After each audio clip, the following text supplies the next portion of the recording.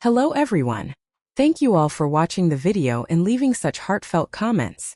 Wishing the whole family good health and peace. The next episode begins. As they sat in the quiet of the room, a voice suddenly called out from outside the door. Is anyone home? It was Diep's uncle, who had come to visit. He entered the house and found Diep and James sitting together. Without wasting a moment, he gestured to James and said, James, could you step outside for a moment? I need to talk to Diep. Once James stepped out, the uncle turned to Diep, his voice serious. You should stop seeing James, he said sternly. That man is no good for you. Diep's heart skipped a beat, and she felt a surge of worry. Why are you saying that, uncle? She asked, her voice trembling with concern. Her uncle sighed deeply, his face lined with worry. I'm just telling you this for your own good. If anything happens later, don't say I didn't warn you. He paused for a moment, then continued. Diep, do you know why James's father, who just returned from abroad, has to leave again? Diep, still trying to make sense of what her uncle was saying, responded. He told me there was some work to attend to abroad, so he had to go again. Her uncle shook his head firmly. No, that's not it. There's definitely something more to it. Do you know why his father always tries to keep you two apart? He asked pointedly. Diep, confused but still trying to understand, responded quietly. I suppose it's because I've been married before and come from a poor family. Maybe that's why he doesn't approve. Her uncle looked at her with deep concern.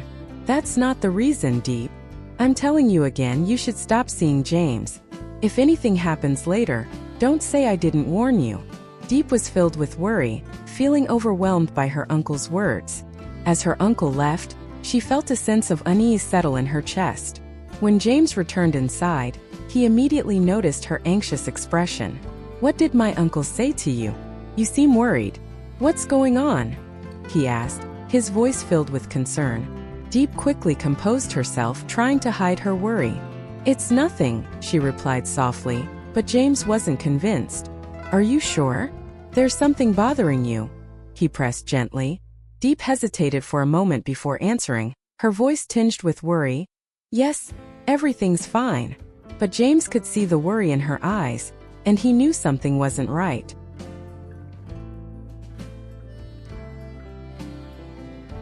At the hair salon, John walked in and approached the barber.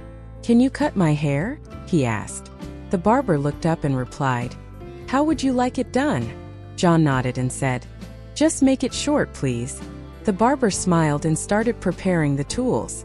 John settled into the chair, ready for his haircut. The barber adjusted the chair, and as John relaxed, he thought about how simple things like this were a welcome break from the chaos in his life. The sound of scissors and clippers filled the air as the barber worked.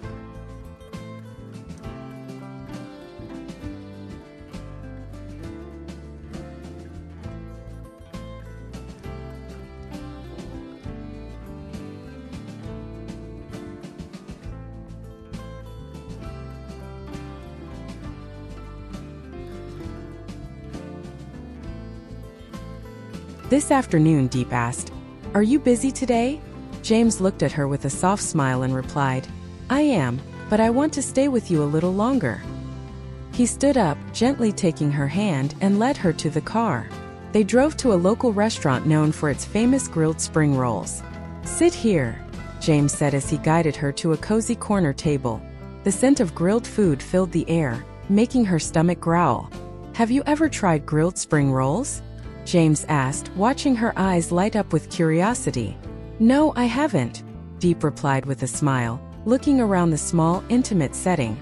I come here often. The food is really good, though the space is a little cramped, he explained, laughing as they sat down.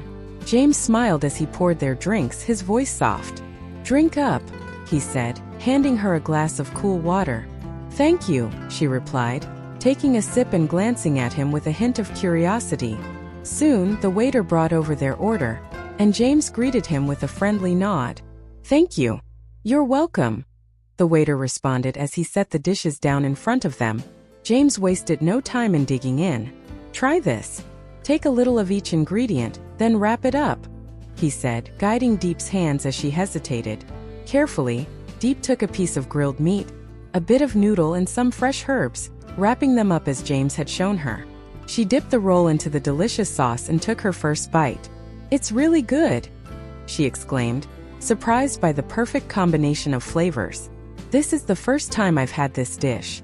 It's delicious," Diep added, her eyes lighting up as she savored the taste. James chuckled, enjoying her reaction. "It's my favorite dish. I come here all the time. It's simple but always hits the spot." He continued to guide her, showing how to wrap the ingredients properly.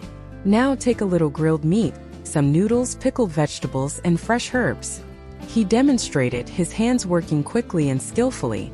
Diep followed his lead, trying to master the technique, and smiled as she looked at him. After she finished, James taught her how to dip it into the sauce. "The more you dip, the better it tastes," he said, winking playfully. As Diep tried it again, her smile widened. "This is called nem nuong, right? I've never had it before," she said, delighted by the meal. "Yes, it's called grilled spring rolls." "I'm glad you like it," James responded, his eyes sparkling with happiness. "Let's enjoy it together." They ate slowly, chatting and laughing between bites. The simple joy of the meal seemed to bring them even closer. "Eat as much as you want," James encouraged, his smile warm and inviting. Diep laughed softly, glancing at him. "You eat too." James chuckled and nodded. "Okay, I will," he said, taking a bite himself. As they finished their meal, their conversation drifted to light-hearted topics, but Diep couldn't help but feel a sense of contentment she hadn't experienced in a long time. The afternoon passed by in the blink of an eye, and the warmth between them seemed to grow with each shared moment. This was more than just a meal. It was a memory being created, one that they would both cherish. John sat in the barber's chair, looking at his reflection as the barber finished his haircut. "Do you think this style looks good?" John asked, adjusting his hair. The barber smiled and nodded. "Yes, it looks great," he replied. After finishing the cut, the barber said, "All done. That'll be 50,000 VND. John reached into his pocket, pulled out his phone, and scanned the QR code to make the payment. "Here you go," John said as the transfer went through. The barber checked his phone and smiled. "Thank you. Your haircut's all set."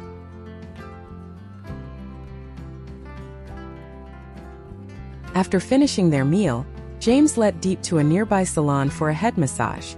It was Diep's first time having someone else wash her hair, and she was curious but relaxed as she lay back in the reclining chair. The staff member, a young woman, smiled gently and started by massaging Diep's scalp with warm, soapy water. Her fingers worked in slow, soothing circles, helping to release any tension in Diep's neck and shoulders. She then carefully lathered the shampoo, massaging it through Diep's hair, making sure every strand was covered before rinsing it out with warm water. The water flowed smoothly, and the calming sensation of the massage made Diep feel incredibly at ease, closing her eyes and letting herself fully unwind. James, sitting in a nearby chair, watched quietly. His eyes followed the movements of the staff as they worked on Diep's hair. He noticed the way she relaxed into the treatment, her features softening with each passing moment. James couldn't help but admire her calmness, her trust in the moment. He smiled to himself, content to simply be there, watching her enjoy the experience. It felt like a peaceful, quiet moment between them, and James felt a sense of warmth in his chest, happy to be by her side.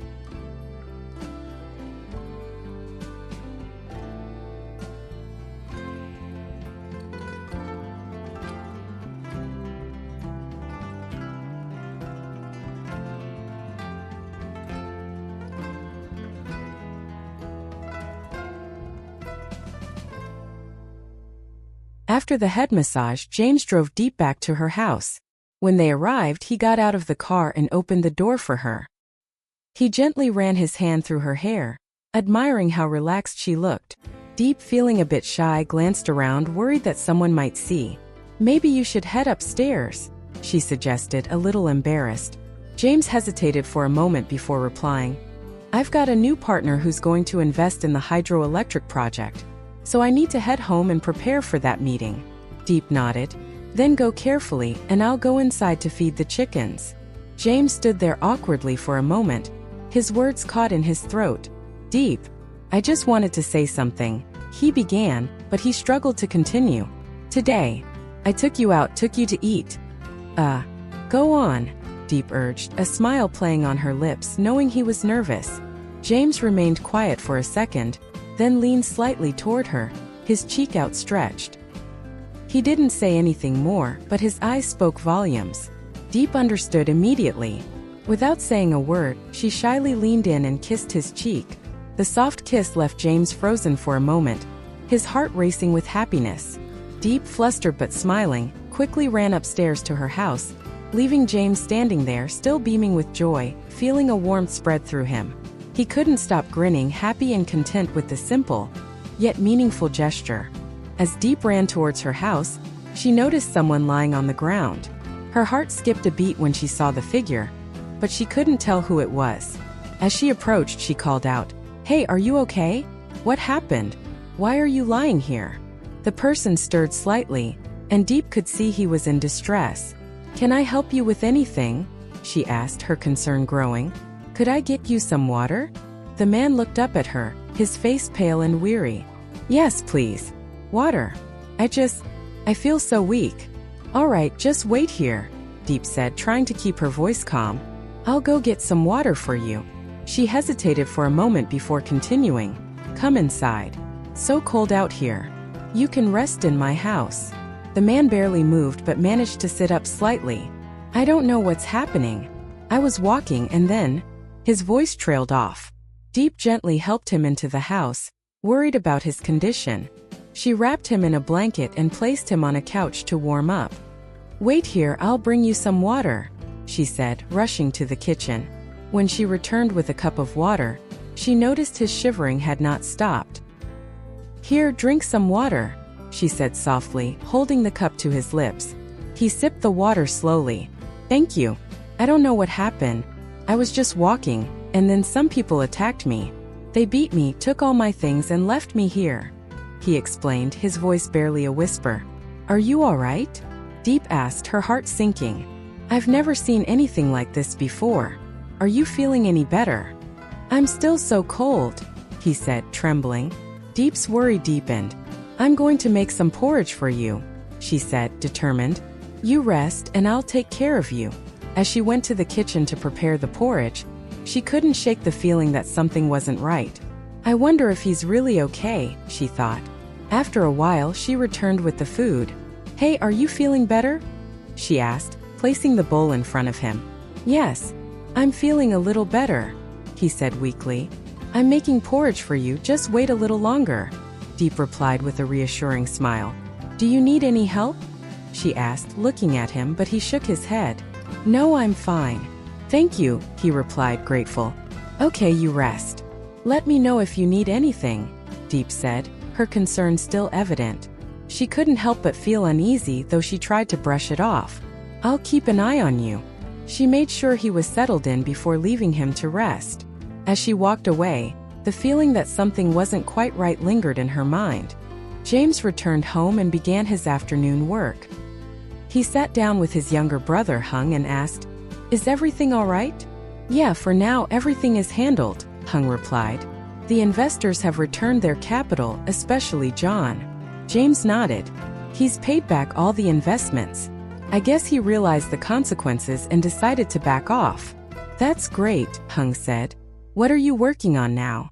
"I'm signing some papers to finalize the contracts," replied Hung, holding out the documents. "Hi, Mr. Tuan, please take a seat." "Thank you," Tuan greeted, sitting down. "By the way, have you settled the wages for the workers yet?" "Yes, I've taken care of the wages," Tuan responded. "I've also added 10 extra days of pay for the workers." "Why extra wages?" James asked, surprised. "After the issues with the hydroelectric project, they lost their trust in us. So I decided to compensate them to rebuild that trust," Tuan explained.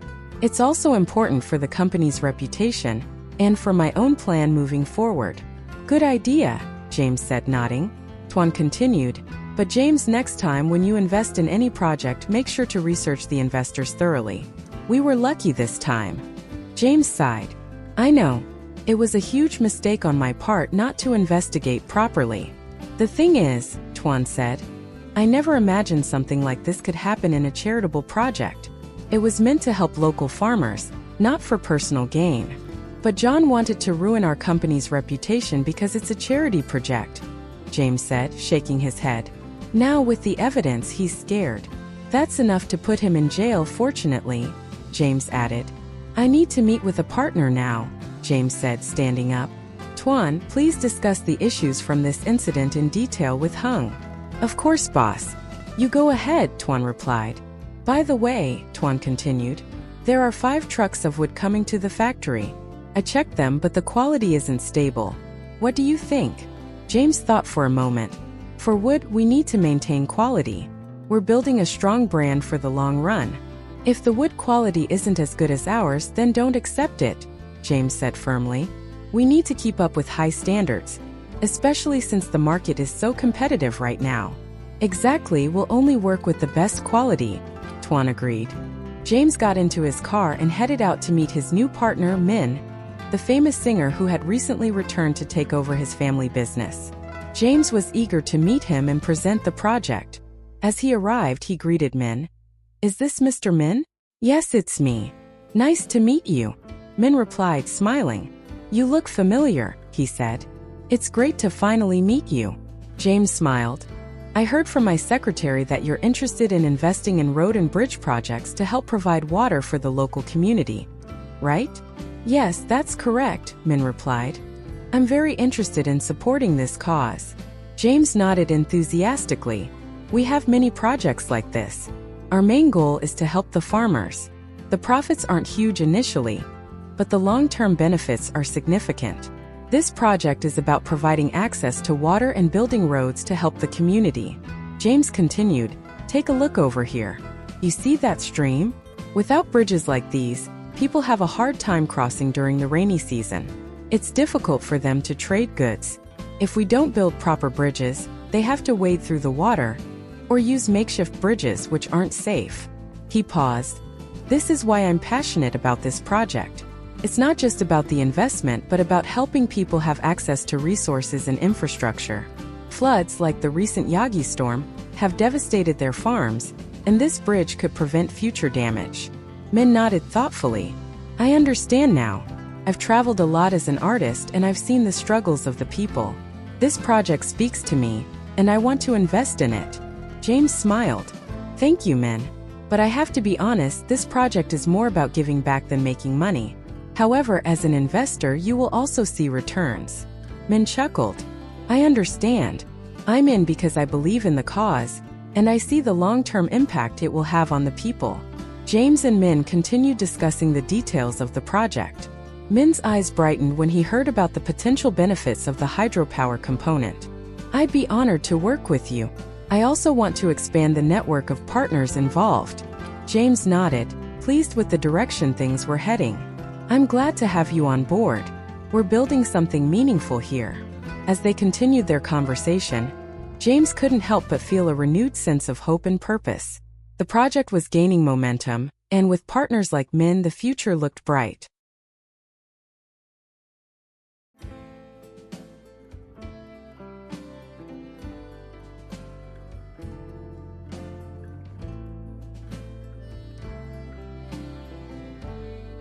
Diep finished cooking the porridge and brought it upstairs, but to her surprise, John was nowhere to be found.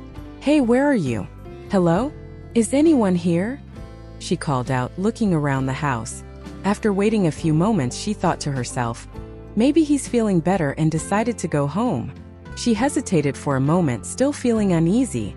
Why is it that these strange things are happening all of a sudden? She wondered, feeling confused. Her thoughts were interrupted by a voice in her head.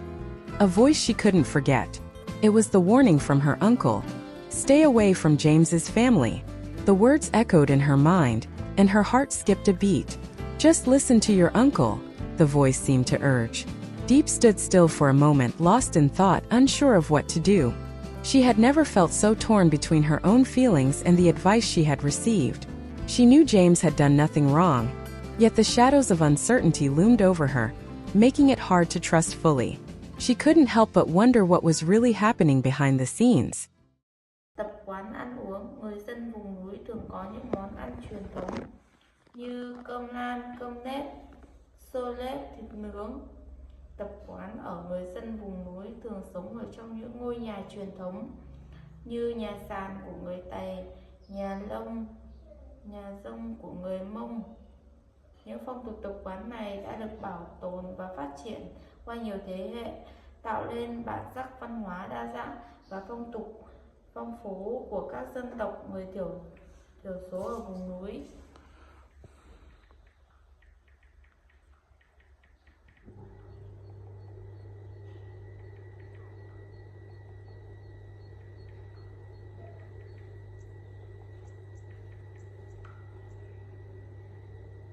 Dân tộc thiểu số là những nhóm dân tộc có một số lượng rất là ít so với dân tộc đa số trong một số quốc gia và vùng lãnh thổ. Tại Việt Nam có 54 dân tộc thiểu số, chiếm khoảng 15% tổng dân số của Việt Nam. Một số dân tộc thiểu số tại Việt Nam bao gồm như người Tày, sinh sống chủ yếu tại các tỉnh phía Bắc, Lạng Sơn, Cao Bằng, Bắc Kạn. Người Thái sinh sống chủ yếu ở các tỉnh phía Bắc như Sơn La, Điện Biên, Lai Châu. Người Mông sinh sống chủ yếu tại các tỉnh phía Tây Bắc như Hà Giang, Lào Cai, Yên Bái.